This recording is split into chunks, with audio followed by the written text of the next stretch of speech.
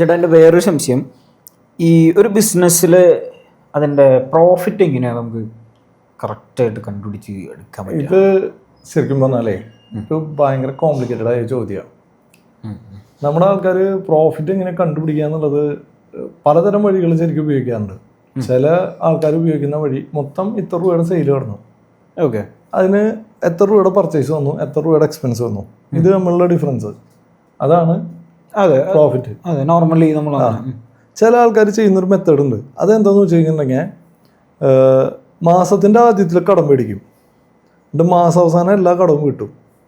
കടമൊന്നും ബാക്കിയില്ല, ഒരു കടവും ബാക്കിയില്ല. ബാക്കി ബാലൻസ് എത്ര രൂപ ബാങ്കിൽ വന്നു, അതാണ് പ്രോഫിറ്റ്. ഇതൊരു പഴയ മെത്തേഡുകളാണ് ഇതൊക്കെ. ചിലർ കൊടുക്കാനുള്ള കാശുകൾ അതാ ദിവസം കൊടുത്തു തീർക്കും, എന്നിട്ട് ബാക്കി എത്ര കാശ് പെട്ടിയിലുണ്ടെന്ന് നോക്കും. ഇതാണ് ഇതിൻ്റെ പ്രോഫിറ്റ്. ഇതൊന്നുമല്ലാണ്ട് ഇതൊക്കെ നമുക്ക് എന്താ പറയാ, അടയ്ക്കാറ് അത്ര പോകുന്ന സ്ഥാപനം കൊണ്ടുനടക്കാം ഈ പറഞ്ഞ മെത്തേഡൊക്കെ ഉപയോഗിച്ച്. ഇത് അടയ്ക്കാമറ അയാളല്ല, പിന്നെ തോളത്ത് വയ്ക്കാനായിട്ട് 5 ആൾ വേണമെന്ന് പറഞ്ഞ കണ്ടീഷനാണ്, പിന്നെ അത് കൊണ്ടുനടക്കാൻ പറ്റില്ല. അത് അങ്ങനെ നമ്മൾ എത്തുന്നൊരു സാഹചര്യത്തിൽ നമുക്ക് സോഫ്റ്റ്വെയറിന്റെ സഹായം ഇല്ലാണ്ട് ഒരു കാരണവശാലും മാനേജ് ചെയ്യാൻ പറ്റില്ല. ഇതാണ് ഇതിൻ്റെ ഒരു പ്രശ്നം. ഓക്കെ, അപ്പം എങ്ങനെ മാനേജ് ചെയ്യാം? അപ്പം ചില സോഫ്റ്റ്വെയറുകൾ വരും, ഒരു ലോഡ് ആൾക്കാർ വേണം ഇത് ഓപ്പറേറ്റ് ചെയ്യണമെങ്കിൽ. അപ്പോൾ എന്തുണ്ടാവുന്നുണ്ടെങ്കിൽ ഇവൻ്റെ റണ്ണിങ് കോസ്റ്റ് അങ്ങോട്ട് വെരി ഹൈ ആയി മാറും. അപ്പോഴും മാർജിൻ അടിച്ചു പോകും. കാരണം ഈ സോഫ്റ്റ്വെയർ ഓപ്പറേറ്റ് ചെയ്യാൻ കുറേ പേര് വേണം, എന്നാലാണ് ഇത് പ്രോഫിറ്റ് എത്ര എന്നുള്ളത് കണക്കൂട്ടാൻ പറ്റുള്ളൂ. ഒരു മാനുവൽ മെത്തേഡ്, കുറേ പേര് ഇരുന്നിട്ട് ഇതിൻ്റെ മുഴുവൻ പർച്ചേസ് കോസ്റ്റ് എഴുതി ഉണ്ടാക്കുന്നു, അതിൻ്റെ ആവറേജ് റേറ്റ് കണ്ടുപിടിക്കുന്നു, അതിൻ്റെ ബിൽ ഓഫ് മെറ്റീരിയൽ എടുക്കുന്നു, ആ ബിൽ ഓഫ് മെറ്റീരിയൽ വെച്ച് എത്ര കോസ്റ്റ് ഉണ്ടെന്ന് കണക്കൂട്ടുന്നു. ഇതെന്നെ പണിയായിട്ട് കുറേ പേരെ അങ്ങോട്ട് വയ്ക്കും. പണ്ടത്തെ കണക്കെഴുത്ത് പോലെയാണോ? ഒരു ഫ്ലോർ തന്നെ അതിന് വേണം. ഇപ്പൊ വലിയ ഫ്ലോർ വേണം, അതിൻ്റെ ഉള്ളിൽ 10-35 സ്റ്റാഫിന് വേണം, അങ്ങനെയൊക്കെ വെച്ചിട്ട് വേണം ഇത്. അപ്പൊ പറയും വേണ്ട, എനിക്ക് കിട്ടിയത് മതി, ഇത് ഈ സ്റ്റാഫിന് സാലറി കൊടുക്കുന്നതിനേക്കാളും ഭേദം അല്ലാണ്ട് പോകണമെന്ന് പറയും. പിന്നെ സോഫ്റ്റ്വെയറിൻ്റെ ഉള്ളിൽ കൂടെ എങ്ങനെ കണ്ടുപിടിക്കുക എന്നുള്ളതാണ് അടുത്തത് നോക്കുക. ഇവിടെ ഞാൻ നോക്കിയിട്ട് വളരെ ചുരുക്കം സോഫ്റ്റ്വെയർ മാത്രമാണ് നെറ്റ് പ്രോഫിറ്റ് കണ്ടുപിടിക്കുന്ന വിധത്തിലേ ഉള്ളൂ. ഗ്രോസ് പ്രോഫിറ്റ് കണ്ടുപിടിക്കാൻ പറ്റുന്നുണ്ട്. അതായത് പ്രൊഡക്റ്റിന്റെ മറ്റേ മെറ്റീരിയൽ കോസ്റ്റ് എത്ര വന്നു എന്നുള്ള അവർ കണ്ടുപിടിക്കുന്നുണ്ട്. പക്ഷെ ശരിക്കും ഒരു മീൽസ് നമ്മൾ ഉണ്ടാക്കി വിറ്റപ്പോൾ നമുക്ക് ഈ മാസം എത്ര രൂപ കിട്ടി എന്ന് ചോദിച്ചു കഴിഞ്ഞാൽ ഇതിന് ഇവർക്ക് കൃത്യമായ ഉത്തരമില്ല. അതിന്റെ ഒരു പ്രശ്നമുണ്ട്. ഇപ്പൊ നമ്മള് ഒരു ചിക്കൻ കറിയാ നോക്കിയാ, ഒരു എക്സാമ്പിൾ, ചിക്കൻ ആണെന്ന് വിചാരിക്കുക. ഇത് പല ദിവസം വരുന്നത് പല വിലയിലായിരിക്കും, വില ഇങ്ങനെ ഫ്ലക്ച്വേറ്റ് ചെയ്തുകൊണ്ടിരിക്കുക. അപ്പൊ എല്ലാം ടോട്ടൽ എമൗണ്ട് ഡിവൈഡഡ് ബൈ അതിന്റെ ക്വാണ്ടിറ്റി അടിക്കുമ്പോൾ 1 കിലോന്റെ ആവറേജ് റേറ്റ് കിട്ടി. ഇത് വെച്ച് ഇതിന്റെ ബിൽ ഓഫ് മെറ്റീരിയൽ എന്ന് പറയാം. അതായത് ഇപ്പൊ ഒരു ബിരിയാണി ഉണ്ടാക്കുകയാണെങ്കിൽ അതിന്റെ ഇൻഗ്രീഡിയൻസ് കംപ്ലീറ്റ് എഴുതിയിട്ട് അതിന്റെ ആവറേജ് റേറ്റ് എഴുതിയിട്ട് നമ്മൾ ടോട്ടൽ ചെയ്ത് കഴിഞ്ഞാൽ ഒരു ബിരിയാണി ഉണ്ടാക്കാനുള്ള പ്രൈസ് നമുക്ക് കിട്ടും. അങ്ങനെ ഇൻഡു എത്ര എണ്ണം നമ്മൾ ബില്ലടിച്ച് അത്ര അടിച്ചിട്ട് നമ്മുടെ ടോട്ടൽ വരുമാനവും ഈ പർച്ചേസ് കോസ്റ്റ് തമ്മിലുള്ള ഡിഫറൻസ് നമ്മൾ കണ്ടുപിടിക്കാം. ഓക്കെ, അതൊരു പ്രൊഡക്റ്റ് ആണെന്നുണ്ടെങ്കിൽ കണ്ടുപിടിക്കാൻ ഭയങ്കര എളുപ്പമാണ്.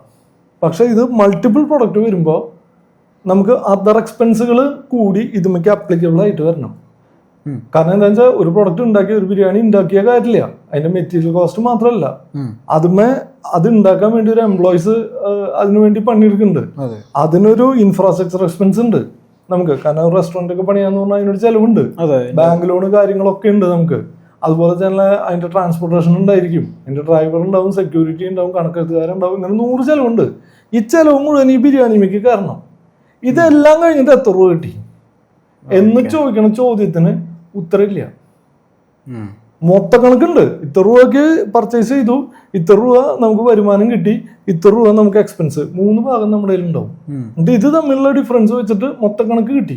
അപ്പൊ ഏത് പ്രൊഡക്റ്റിനാണ് നമുക്ക് പരിക്ക് വരണമെന്ന് കണ്ടുപിടിക്കാൻ പറ്റില്ല. അപ്പൊ ചിലപ്പോൾ ബിരിയാണി നഷ്ടത്തിലാവും കൊടുക്കുന്നത്, ഏറ്റവും കൂടുതൽ സെയിൽ ചെയ്യുന്ന ബിരിയാണിയാവും. അപ്പൊ കച്ചവടം ചെയ്യുന്നതിനനുസരിച്ചിട്ട് നഷ്ടം കൂടിക്കൊണ്ടിരിക്കും. എത്ര ബിരിയാണി വിറ്റോ അത്രയും നഷ്ടം. മനസ്സിലായി? ഓക്കെ ഓക്കെ, ഞാൻ പറഞ്ഞ പോയിന്റ് മനസ്സിലായി. അപ്പൊ നമുക്ക് ഈച്ച് ആൻഡ് എവറി പ്രൊഡക്റ്റിന് എത്ര രൂപ ചെലവ് വന്നു നമുക്ക് ഒരു ഒറ്റ ക്ലിക്കിൽ എടുക്കാൻ പറ്റണം. അങ്ങനെ എടുത്താൽ നമ്മൾ വിജയിച്ചു. അപ്പൊ ഒന്നില്ലെങ്കിൽ ബിരിയാണിയുടെ വില കൂട്ടുക, അല്ലെങ്കിൽ അതിന്റെ സെർവ് ചെയ്യുന്ന മെത്തേഡ് മാറ്റുക, അല്ലെങ്കിൽ അതിന്റെ ഇൻഗ്രീഡിയൻസ് മാറ്റുക, അല്ലെങ്കിൽ അതിന്റെ ക്വാണ്ടിറ്റി മാറ്റുക, അല്ലെങ്കിൽ ആ പ്രൊഡക്റ്റിന് വേറെ എന്തെങ്കിലും ഒരു ചെറിയ വ്യത്യാസം വരുത്തി കോസ്റ്റ് കൂട്ടുക. അപ്പൊ അത് മറ്റേ ആദ്യം കുഴിമന്തി എന്ന് മാത്രം പറഞ്ഞു വന്നിരുന്ന, പിന്നെ അൽഫാം മന്തി, പിന്നെ പിരി മന്തി എന്നൊക്കെ പറഞ്ഞ കുറെ വെറൈറ്റികൾ, കാന്താരി മന്തി എന്നൊക്കെ പറഞ്ഞ കുറെ വെറൈറ്റികൾ ഉണ്ടാക്കി. എന്നിട്ട് എന്ത് ചെയ്തു, അതിന്റെ ഒക്കെ കോസ്റ്റ് മാറ്റി. ആ കൂട്ടത്തിൽ കുഴിമന്തിരിയും കൂടി അങ്ങോട്ട് കോസ്റ്റ് മാറ്റി. അപ്പൊ ആരും അറിഞ്ഞില്ല, കൂടെ അങ്ങോട്ട് പോയി. അപ്പൊ വലിയ പ്രശ്നമില്ല. അപ്പൊ നെറ്റ് കോസ്റ്റ് നമുക്ക് കണ്ടുപിടിക്കണം. ഇതൊരു ഭയങ്കര ചലഞ്ചിങ് ആയിട്ടുള്ള പരിപാടിയാണ്. ഇത് ഞാൻ ഇപ്പൊ ഒരു എക്സാമ്പിൾ റെസ്റ്റോറന്റ് എന്നുള്ള നിലയ്ക്ക് പറഞ്ഞോന്നുള്ളൂ. എല്ലാ ബിസിനസ്സിലും ഈ പ്രശ്നമുണ്ട്. ഇപ്പൊ ഒരു ബേക്കറി ആണെന്ന് നോക്കിയാ, അവര് 250 ഐറ്റം ഡെയിലി ഇറക്കുന്നുണ്ട്. ഈ ഇറക്കുന്ന ഐറ്റത്തിന് എത്ര രൂപ ഈച്ച് ആൻഡ് എവരി പ്രൊഡക്റ്റിന് നെറ്റ് കോസ്റ്റ് വന്നു ചോദിച്ചാൽ ഇവർക്ക് അറിയില്ല. ഇവര് ഒരുവിധം ഗ്രോസ് ഇവര് കണ്ടുപിടിക്കുന്നുണ്ട്. പിന്നെ ഇവര് റേറ്റ് ഇടുന്ന ഒരു മെത്തേഡ് എന്താ വെച്ചാൽ മാർക്കറ്റ് ലീഡർ എന്ന് പറഞ്ഞിട്ടുള്ള ഒരു തിയറിയാണ്. ആരാണോ അവൻ കാശ് കൂട്ടി, എന്നാ ഞാനും കാശ് കൂട്ടി. അവൻ കാശ് കുറച്ചു, ഞാനും കാശ് കുറച്ചു. ഇത് ലാഭമാണോ നഷ്ടമാണോ, എത്ര രൂപ കിട്ടുന്നുണ്ട്, ഇങ്ങനെ പോകുന്ന കുറെ സ്ഥാപനങ്ങൾ കടത്തിൽ ചെന്ന് അവസാനിക്കുന്നതാണ്. ഇത് ഈ കടം കയറുന്ന ചെയ്ത് ഒഴിക്കാന്നറിയോ? മാർക്കറ്റിന് കുറെ കാശ് കടം കിട്ടും, അവിടെ കടം പറയും. മാർക്കറ്റിന് സ്ഥിരമായിട്ട് നമ്മൾ മേടിക്കുന്നവരെ കടം കിട്ടും, ക്രെഡിറ്റ് കിട്ടും. ഇത് മുഴുവൻ ക്രെഡിറ്റ് മുഴുവൻ എന്ത് ചെയ്യും, അവിടെ കടം വയ്ക്കും. വിറ്റ് കിട്ടുന്ന കാശ് മുഴുവൻ എടുത്തിട്ട് എന്ത് ചെയ്യും, ഇത് റോളിങ്ങിൽ ഇങ്ങനെ പോകും. അപ്പൊ ഒരുത്തൻ്റെ കയ്യിൽ നിന്ന് കടം മുട്ടി കഴിയുമ്പോൾ അടുത്തോൻ്റെ അടുത്തേക്ക് പോകും. അത് കഴിഞ്ഞാൽ അത് അടുത്തോൻ്റെ അടുത്തേക്ക് അങ്ങനെ പോയി പോയി പോയി പോയി അവസാനത്ത് വട്ടം മുട്ടും. അപ്പൊ നമ്മൾ പറയുന്നൊരു ഇതുണ്ട്, ഭാഷയുണ്ട്, പൊട്ടി. അപ്പൊ അത് കഴിഞ്ഞു. അപ്പൊ ഈ കണക്ക് നോക്കാണ്ട് വരുമ്പോ ഉണ്ടാവണ ഒരു തമാശകളാണ് ഇതൊക്കെ. നമ്മുടെ ആൾക്കാർക്ക് ഭയങ്കരമായൊരു തെറ്റിദ്ധാരണയുണ്ട്. സോഫ്റ്റ്വെയർ വയ്ക്കുന്നത് എന്തിനാണെന്നറിയോ? GST അടയ്ക്കാനും ബില്ലടിച്ചു കൊടുക്കാനും. വേറൊരു ഉപകാരമില്ല എന്നുള്ളൊരു ധാരണ കുറെ പേർക്കുണ്ട്.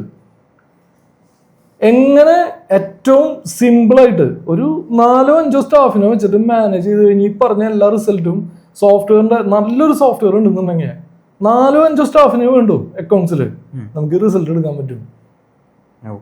വലിയൊരു എക്സ്പെൻസ് വരില്ല. നല്ലൊരു വലിയ സ്ഥാപനത്തില്, നല്ല ഒരു വലിയ സ്ഥാപനം, ഒരു സ്ലോട്ട് പറയുകയാണെങ്കിൽ ഒരു 20 ഔട്ട്ലെറ്റൊക്കെ ഉള്ള ഒരു സ്ഥാപനമാണെന്ന് വിചാരിക്കുക. ഇത്രയും ചുരുങ്ങിയ എംപ്ലോയീസ് ഉണ്ടെന്നുണ്ടെങ്കിൽ അത് മാനേജ് ചെയ്യാൻ പറ്റും, നല്ല സോഫ്റ്റ്വെയർ ആണെങ്കിൽ. അപ്പൊ അതിന് നമ്മൾ ക്ലൗഡ് ബേസ് സൊല്യൂഷൻ പിടിക്കണം.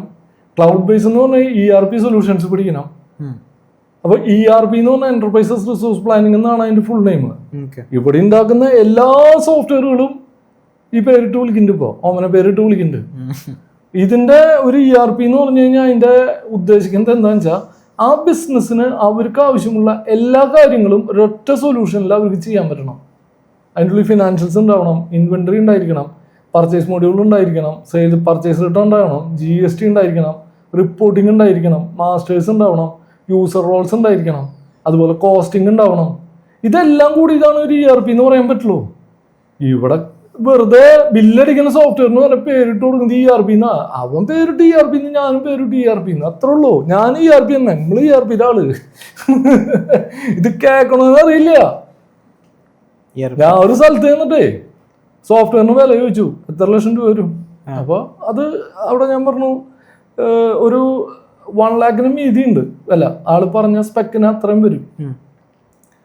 എടുത്ത ദിവസം ആളുടെ മകൻ എന്നോട് പറയാ, വേറൊരാൾ ERP കൊണ്ടുവന്നിട്ടുണ്ടായിരുന്നു, 10,000 രൂപ ഉള്ളൂ. ഞാൻ പറഞ്ഞു കുഴപ്പമില്ല ചേട്ടാ, അത് മേടിച്ചോളാൻ പറഞ്ഞു. അല്ല അത് വേണ്ട, നിങ്ങൾ എന്തെങ്കിലും ഒന്ന് കുറയ്ക്കേ. ഞാൻ എന്തായാലും അത്ര കുറയില്ല കേട്ടാ ചേട്ടാ എന്ന് പറഞ്ഞു. നമ്മള് പറയണതിനൊരു ഇത് വേണ്ടേ? എന്നിട്ട് ഞാൻ അവനൊരു എക്സാമ്പിൾ പറഞ്ഞു കൊടുത്തു. അപ്പൊ അതിലെല്ലാ സാധനങ്ങളും ഉണ്ട്, അത് ഇത് എന്നൊക്കെ പറഞ്ഞു അവൻ. ഞാൻ പറഞ്ഞേ നിങ്ങളൊരു ഓൾട്ടോ കാർ നോക്കുക, ഒരു BMW നോക്കുക. ഓൾട്ടോ കാറിന് എഞ്ചിനുണ്ട്, 4 ടയറുണ്ട്, സ്റ്റിയറിംഗ് ഉണ്ട്, ഗിയർ ബോക്സ് ഉണ്ട്, എല്ലാം ഉണ്ട്, സീറ്റ് ഉണ്ട്, ഇൻഡിക്കേറ്റർ ഉണ്ട്. ഇതൊരു 10 ലക്ഷത്തിന് താഴെയായിട്ട് ഓൾട്ടോന്റെ വില എനിക്ക് അറിയില്ല കേട്ടാ. 10 ലക്ഷത്തിന് താഴെയായിട്ട് അത് സാധനം കിട്ടും. BMW നോക്കിയേ ഇതന്നെ ഉള്ളൂ. പക്ഷെ അത് നമ്മൾ കാശ് അതിനു വേണ്ടി കൊടുക്കുമ്പോൾ നമുക്കതൊരു ബുദ്ധിമുട്ടായിട്ട് തോന്നുന്നില്ല. ആരും അതൊരു വില കൂടുതലാന്ന് പറയണില്ല. അതിന്റെ ഒരു കാരണം എന്ന് പറഞ്ഞാൽ ഇത് രണ്ടും നമ്മൾ ഉപയോഗിക്കുമ്പോൾ നമുക്ക് കിട്ടുന്ന ഒരു കംഫർട്ട്നെസ് ഇല്ലേ, ഒരു സേഫ്റ്റി, സെക്യൂരിറ്റി, കോൺഫിഡൻസ്, സ്പീഡ്, വേഗത, അങ്ങനെ ഒരുപാട് കാര്യങ്ങളിൽ എന്തുണ്ട്, എഫിഷ്യൻസി, അങ്ങനെ ഒരുപാട് കാര്യങ്ങളിൽ എന്തുണ്ട്, മാറ്റമുണ്ട്. ശരിയാണ്. ഞാൻ ഇപ്പൊ ഇന്നാളെ അഡാസുള്ള കാറ് കണ്ടു. അപ്പൊ അതിന് ലൈൻ ട്രാക്ക് കൺട്രോളിങ്ങും ഓട്ടോ ബ്രേക്കിംഗ് സിസ്റ്റവും കാര്യങ്ങളൊക്കെ ഉണ്ടെന്നൊക്കെ പറഞ്ഞ് കാണിച്ചു തന്നു. പറയാൻ പാടില്ല, എന്നാലും പറയാണ്. ഒന്നെങ്ങാനും ഉറക്കത്തിലും മയങ്ങിപ്പോയാൽ ആൾ അത്യാവശ്യം കാലിലാണ് ഇടിയിലാകാതെ ഇത്തിരി കുറവുണ്ടാവും. നമുക്ക് അങ്ങനെ തോന്നിയെന്ന്. ചെയ്യാൻ പാടില്ല, നല്ലതല്ല. അതിനൊന്നും ഞാൻ എന്റർടൈൻ ചെയ്യുന്നില്ല.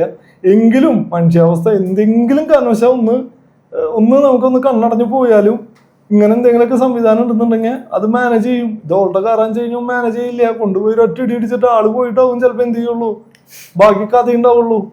അപ്പൊ സംവിധാനങ്ങൾ പൈസ കൊടുക്കുന്നതിനനുസരിച്ചിട്ട് സംവിധാനങ്ങൾ കൂടും. ഇത് നമ്മളെ ആളുകൾക്ക് പറഞ്ഞാൽ മനസ്സിലാവില്ല. നമ്മുടെ ആളുകൾ എന്താന്ന് വെച്ച് കഴിഞ്ഞിട്ടുണ്ടെങ്കിൽ അവൻ ERP പേരിട്ടു, ഇവൻ ERP പേരിട്ടു, രണ്ട് ഇംഗ്ലീഷിൽ തന്നെയല്ലേ എഴുതണേ. ERP പിന്നെ എന്തിട്ടാണ് ഇത്ര കാശ് മേടിക്കണേ? വെറുതെ അവിടെ ഓരോന്ന് പറഞ്ഞ് കാശ് മേടിക്കുക, അങ്ങോട്ട് പോവാ. പക്ഷെ വേറെ കാര്യം ഉണ്ട് കേട്ടാ, അവരൊരു വട്ടം പോയി കഴിയുമ്പോ ഉണ്ടല്ല 8ന്റെ പണി അങ്ങോട്ട് കിട്ടും. അപ്പൊ മനസ്സിലാവും. പിന്നെ വീണ്ടും തിരിച്ചു വരും. അത് കിട്ടുന്നത് വരെ പഠിക്കില്ല. അത്രേ ഉള്ളൂ. അപ്പൊ നെറ്റ് കോസ്റ്റിംഗ് എന്ന് പറഞ്ഞാൽ ബിസിനസ്സിൽ വളരെ ഇമ്പോർട്ടന്റ് ആയിട്ടുള്ള കാര്യമാണ്. ഗ്രോസ് അല്ല, നെറ്റ്. ഗ്രോസ് എന്ന് പറഞ്ഞാൽ മെറ്റീരിയൽ കോസ്റ്റ് മാത്രമേ വരുന്നുള്ളൂ. നെറ്റ് എന്ന് പറഞ്ഞാൽ അതിൻ്റെ ഉള്ളിൽ എക്സ്പെൻസും കൂടി കയറി ബാക്കി എത്ര വന്നു, എന്നാലാണ് നമുക്ക് കറക്റ്റ് പ്രോഫിറ്റ് കണ്ടുപിടിക്കാനും. പ്രോഫിറ്റ് അല്ലെങ്കിലും കണ്ടുപിടിക്കാൻ പറ്റും. നമുക്ക് ചെയ്യാനിലുണ്ടെന്നുണ്ടെങ്കിൽ പ്രോഫിറ്റ് ഒക്കെ കണ്ടുപിടിക്കാൻ പറ്റും. ഒക്കെ ശരിയാ. പക്ഷെ നമുക്ക് ഏത് സാധനമാണ്, ഏത് പ്രൊഡക്റ്റ് ആണ് നഷ്ടം വരുന്നത് എന്നുള്ള P&L നോക്കിയാൽ നമുക്ക് മനസ്സിലാവില്ല. ഇത് കണ്ടുപിടിക്കണം എന്നുണ്ടെങ്കിൽ നെറ്റ് കോസ്റ്റിംഗ് തന്നെ എടുത്തേ പറ്റൂ. അതെടുത്താലാണ് എത്ര പ്രൊഡക്റ്റിന് ലാഭമുണ്ട്, എത്ര പ്രൊഡക്റ്റിന് നഷ്ടമുണ്ട്, ഏതൊക്കെ പ്രൊഡക്റ്റിന് വില കൂട്ടണം, ഏതൊക്കെ പ്രൊഡക്റ്റിന് വില കുറയ്ക്കണം, എങ്ങനെ ആവറേജ് പോണു, ഏതെങ്കിലും പ്രൊഡക്റ്റ് വിൽക്കുമ്പോൾ നമുക്ക് നഷ്ടം വരുന്നുണ്ടോ, ഏതെങ്കിലും ഒഴിവാക്കേണ്ട പ്രൊഡക്റ്റുകൾ ഉണ്ടോ. കുറെ പണിയെടുത്തൊരു സാധനം ഉണ്ടാക്കിയിട്ട് അതിന് കുറച്ച് ലാഭം കിട്ടണുള്ളൂ എന്നുണ്ടെങ്കിൽ പിന്നെ നമുക്ക് ഒഴിവാക്കാൻ നല്ലത്. അതെ. ഇപ്പോൾ പല ബേക്കറികളും ഞാനിവിടെ കണ്ടിട്ടുണ്ട്. താലശ്ശേരി സ്നാക്സ് എന്ന് പറയുന്ന ഒരു വിഭാഗമുണ്ട്. അതിനെപ്പറ്റി പൊതുവെ ബേക്കറിക്കാരോട് ചോദിച്ചു കഴിഞ്ഞാൽ എല്ലാവരും ഭൂരിഭാഗം പേരും പറയണേ ഞങ്ങളത് വേണ്ടെന്ന് വെച്ചു എന്നാ പറയണേ. അങ്ങനെ ഭയങ്കര മെനക്കെടാം, ഭയങ്കര എക്സ്പെൻസാ ആ സാധനം ഉണ്ടാക്കാൻ. എന്നാൽ അതിനുള്ള മാർജിനും ഇല്ല, മാർജിനും ഇല്ല. പ്രൊഡക്റ്റും വില കൂടുതലാണ്, ആളുകൾ അത്രയ്ക്ക് അങ്ങോട്ട് മേടിക്കണമില്ല. ഉണ്ടാക്കാനുള്ള മെനക്കെട്, പ്രൊഡക്റ്റ് ഉപേക്ഷിക്കാൻ ആളുകൾ. അപ്പോൾ ബേക്കറിക്കാരും പതുക്കെ പതുക്കെ ഇപ്പോൾ അത് ഒഴിവാക്കി തുടങ്ങി. അപ്പൊ നെറ്റ് കോസ്റ്റിംഗ് വളരെ ഇമ്പോർട്ടന്റ് ആയിട്ടുള്ള സംഭവമാണ്. ഇതൊക്കെ അറിയണമെന്നുണ്ടെങ്കിൽ നെറ്റ് കോസ്റ്റിംഗ് ഉള്ള സോഫ്റ്റ്വെയറുകൾ ഇംപ്ലിമെന്റ് ചെയ്ത് വന്നാൽ മാത്രമാണ്. P&L നോക്കിയിട്ട് നമുക്ക് മനസ്സിലാവില്ല. അപ്പൊ നെറ്റ് കോസ്റ്റിംഗ് ഇംപ്ലിമെന്റ് ചെയ്ത് വന്നാൽ മാത്രമാണ് ഇത് കറക്റ്റ് ചെയ്ത് എടുക്കാൻ പറ്റുള്ളൂ. എന്തൊക്കെ ഒഴിവാക്കണം, എന്തൊക്കെ നിലനിർത്തുന്നൊക്കെ നമുക്ക് മനസ്സിലാവുള്ളൂ. അല്ലെങ്കിൽ കട്ട പോകാം. നമുക്ക് എന്തെന്ന് പറയും, എന്തൊക്കെയോ കാട്ടി കൂട്ടണം, അത്രേ ഉള്ളൂ. സോഫ്റ്റ്വെയർ ഇപ്പോൾ ഒരു ഭയങ്കര സംഭവമാണ്. സോഫ്റ്റ്വെയർ ഭയങ്കര സംഭവമാണ്. സോഫ്റ്റ്വെയർ ശരിക്കും നല്ല സോഫ്റ്റ്വെയർ ആണെങ്കിൽ അടിപൊളിയാണ്. നമുക്ക് ഭയങ്കര ഫ്ലെക്സിബിലിറ്റി കിട്ടും, ഭയങ്കര റിലാക്സേഷൻ കിട്ടും. ഇപ്പോൾ ഞാൻ ഇന്നലെ എൻ്റെ മകൻ എന്നോട് ചോദിച്ചേ ഫെഡറൽ ബാങ്കിന്റെ മുതലാളി ആരാന്ന് ചോദിച്ചു. ഫെഡറൽ ബാങ്കിന്റെ മുതലാളി ആരാന്ന് ചോദിച്ചപ്പോൾ ഞാനും വിട്ടുപോയി, എനിക്കറിയില്ല. അതൊക്കെ ഒരു സോഫ്റ്റ്വെയർ ഡ്രിവണായിട്ട് ഇങ്ങനെ പോകുന്ന ഒരു സാധനം. അതിനൊരു മാനേജ്മെന്റ് ഉണ്ട്, അതിങ്ങനെ അത് ഭരിക്കുന്നു. ഇപ്പൊ റിലയൻസിന്റെ മുകേഷ് അംബാനി അവരുടെ ഔട്ട്ലെറ്റുകളെല്ലാം വന്നിട്ട് നോക്കണമൊന്നുമില്ല, എല്ലാം സോഫ്റ്റ്വെയർ ആണ് നിയന്ത്രിക്കുന്നത്. ബാങ്കുകൾ അങ്ങനെ നിയന്ത്രിച്ചു പോണു. ഇവരാരും വന്നിട്ട് അവരുടെ ഔട്ട്ലെറ്റുകളൊന്നും കയറി തമാശകളൊക്കെ പറഞ്ഞ് നോക്കിയൊന്നും പോകണമെന്നില്ല. ഇതൊക്കെ ഡ്രൈവ് ചെയ്യുന്നത് സോഫ്റ്റ്വെയർ ആണ്. പക്ഷെ അങ്ങനെയുള്ള കമ്പനികൾ അതിന്റെ ഇമ്പോർട്ടൻസ് മനസ്സിലാക്കി. നമ്മുടെ ആൾക്കാർക്ക് ഇപ്പോഴും അവരൊക്കെ ആദ്യം ഇംപ്ലിമെന്റ് ചെയ്ത സോഫ്റ്റ്വെയറാ. നമ്മുടെ ആൾക്കാർക്ക് കുറെ പേർക്കൊക്കെ ബോധം വെച്ചിട്ടുണ്ട്. ഈ പറഞ്ഞ പോലെ ഒറ്റ ക്ലിക്കിൽ ഈ പറഞ്ഞ ലാഭവും നഷ്ടവും എല്ലാം മനസ്സിലാക്കാൻ പറ്റുമെങ്കിൽ അത് അടിപൊളി പരിപാടിയാണ്. നെറ്റ് പ്രോഫിറ്റ് എടുക്കണം, അവിടെയാണ് അതിന്റെ സക്സസ്. അത് എടുക്കാൻ പറ്റണം. അപ്പൊ നമ്മൾ സോഫ്റ്റ്വെയർ എടുക്കുമ്പോൾ നമ്മുടെ ആവശ്യം നമ്മൾ അവരോട് പറയാ, അതിനനുസരിച്ച സാധനമാണോ എന്നുള്ളത് നമ്മൾ ആദ്യം കണ്ടുപിടിക്കുക, കസ്റ്റമൈസ് ചെയ്തു. അല്ല ഈ സീത ബ്രൂസ്ലിയുടെ ആരാന്ന് ചോദിക്കുന്ന ടൈപ്പ് സോഫ്റ്റ്വെയർ വന്ന് വിട്ട് കഴിഞ്ഞാലല്ല. നമ്മള് കാക്കക്കോയില് സിനിമയിൽ കണ്ടോണ്ടാ, താക്കോൽ ഇപ്പൊ എവിടെ ഇരിക്കണേ, അവിടെ ഇരുന്നോട്ടെ, നീ ഒന്നും ചെയ്യണ്ട, ഏറ്റുപൊക്കോന്ന് പറയില്ലേ, അതുപോലെ കിട്ടും. വന്ന് നമ്മുടെ മുമ്പിൽ ഇരിക്കണവന് അത്യാവശ്യം ബോധം ഉണ്ടാവണം. എന്നാലും നമ്മൾ പറയുന്നത് എന്തിട്ടാന്ന് അവർക്ക് മനസ്സിലാവുള്ളൂ, അവർ പറയുന്നത് നമുക്ക് മനസ്സിലാവുള്ളൂ. അപ്പൊ അത്യാവശ്യം എക്സ്പീരിയൻസ് ചെയ്ത് പ്രാക്ടീസ് ഒക്കെ ഉള്ള ആൾക്കാരെ വെച്ചിട്ട് ചെയ്യിപ്പിച്ചാലാണ് ഇതൊക്കെ റെഡിയാക്കി എടുക്കാൻ പറ്റുള്ളൂ. വന്നിരിക്കണവന് ആ ബോധം ഉണ്ടോ എന്നുള്ളതും അവൻ ചെയ്തിട്ടുണ്ടോ എന്നുള്ളതും അവൻ പറയുന്ന കാര്യങ്ങൾ ശരിയാണോ എന്നുള്ളതും വാലുവേറ്റ് ചെയ്യാൻ നമുക്കൊരു ബോധം വേണം. അല്ലെങ്കിൽ അവനോട് ചോദിച്ച് മനസ്സിലാക്കുക. നമുക്ക് ബോധം വേണമെന്നല്ല, അവൻ പറയുന്ന കേട്ടാൽ നമുക്കറിയാം. കച്ചവടം ചെയ്യണവരാകുമ്പോ കച്ചവടം എന്നൊക്കെ പറഞ്ഞു കഴിഞ്ഞിട്ടുണ്ടെങ്കിൽ അറിയാം, 4-3 കൂട്ടി കഴിഞ്ഞാൽ 7 കിട്ടുന്നൊക്കെ അറിയാം അവർക്ക്.